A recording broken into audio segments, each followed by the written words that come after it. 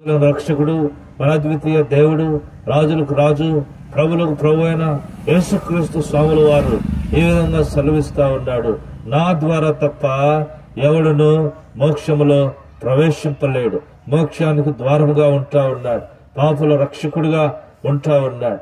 పాపం నుంచి రక్షించి ఆయనే నిత్య జీవాన్ని ఇచ్చే దేవుడిగా ఉంటా ఉన్నాడు. ప్రియమైన వారులారా, పాపం అంటే ఏంటి? పాపం అంటే మనం ఎరుగుతాం. దేవుని యొక్క వాక్యం చెప్తుంది, దేవుని యందలి విశ్వాసం ఉంచకపోవటమే పాపం. నిత్య దేవుడైన సత్యదేవుడైన యేసుక్రీస్తునందు విశ్వాసం ఉంచకపోవటమే పాపముగా చేయబడతా ఉన్నాం. పాపముగా చెప్పబడతా ఉంది. దేవుని యొక్క ఆజ్ఞను, యేసయ్య ఆజ్ఞను మీరి, దేవుని మాటలు మీరి ఈ లోకములో జీవించటమే పాపముగా చెప్పబడతా ఉంది. అలాగనే సకల దుష్టత్వము, సకల దుర్నీతి, సకల విధమైన చెడు క్రియలు, పాపపు క్రియలు ఇవన్నీ కూడా పాపముగా చెప్పబడతా ఉన్నాయి. ఈ పాపము నుంచి మరి వచ్చేటువంటి ఫలితం మరణంగా కనపడతా ఉంది. ఈ పాప ఫలితము మరణం. ఏంటిది మరణం? లోకంలో పుట్టిన ప్రతి ఒక్కరము ఏదో ఒక దినాన చనిపోతాం, పుట్టుడు గిట్టుడు కొరకే కదా అంటాం. వాస్తవమే, కానీ ఇంకొక మరణం ఉంది.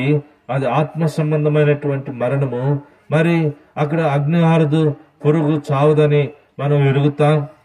యుగాయుగములు అక్కడ వేదనకరమైన స్థలం ఉందని మనం అందరం ఎరుగుతాం. అక్కడ పాతాళం ఉందని మన అందరికి తెలుసు. పాతాళములో పడిన వారు యుగాయుగములు వేదన అనుభవిస్తారని మనందరం ఎరుగుతాం.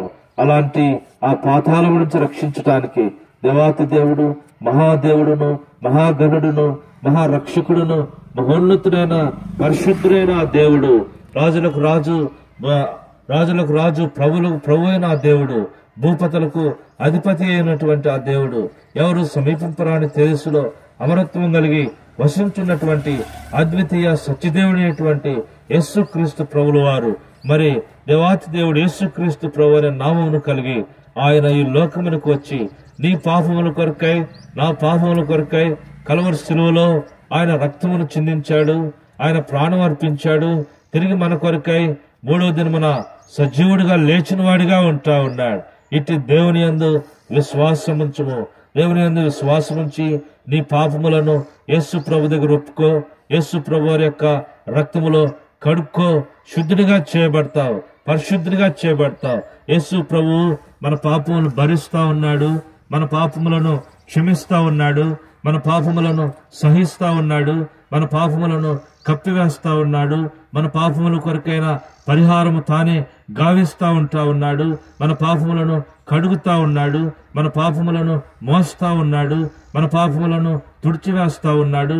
మన పాపములు సముద్రపు అగాధములో పడవేసి మరన్నిటికీ జ్ఞాపకం చేసుకునకుండా ఆయన ఉన్నటువంటి వాడిగా ఉంటా ఉన్నాడు. కానీ ప్రియుడా, ఈ మధ్యాహ్నం ఈ సువార్తను మీరు విని దేవుని యందు విశ్వాసం ఉంచి ఆత్మ సంబంధమైన రక్షణ పొందవలసిందిగా ప్రభునామములో మీకు మనవి చేయుచున్నాం. ఏమి చేయాల్సిన అవసరం లే. ఒక చిన్న మాట, ప్రభువా నేను పాపిని, నీ రక్తంతో నన్ను కడుగు, నా పాపములను క్షమించు. తెలుసో తెలియకో నేను పాపములు చేశాను, పాపములోనే పుట్టాను, నా తల్లి గర్భంలో నుంచి నేను పాపిగానే ఉన్నాను. ఇప్పటి వరకు ఇన్ని సంవత్సరాలు పాప జీవితాన్ని నేను జీవిస్తా ఉన్నాను. ప్రభువా నన్ను కనికరించమని ఒక్క మాటను హృదయపూర్వకంగా ప్రభుతో చెప్పగలిగితే చాలు. ఏమి ఇవ్వాల్సిన అవసరం లేదు, ఏమి చేయాల్సిన అవసరం లేదు. ఉన్న పాటున ప్రభు దగ్గరికి రా. ఏ స్థలంలో ఉన్నా, ఎక్కడ ఉన్నా, ఏ పనిలో ఉన్నా, ఈ శబ్దయంత్రం ద్వారా దేవుని యొక్క వాక్యం వింటున్న నీవు మనసులో ఒక మాట చెప్పు యేసయ్యకు, యేసయ్యా నేను పాపిని, నా కొరకే రక్తం చిందించావు. నీ రక్త దారాలలో నా ప్రతి పాపమును కడిగి నన్ను నీ బిడ్డగా చేసుకోమని ప్రభువుకు చెప్పు.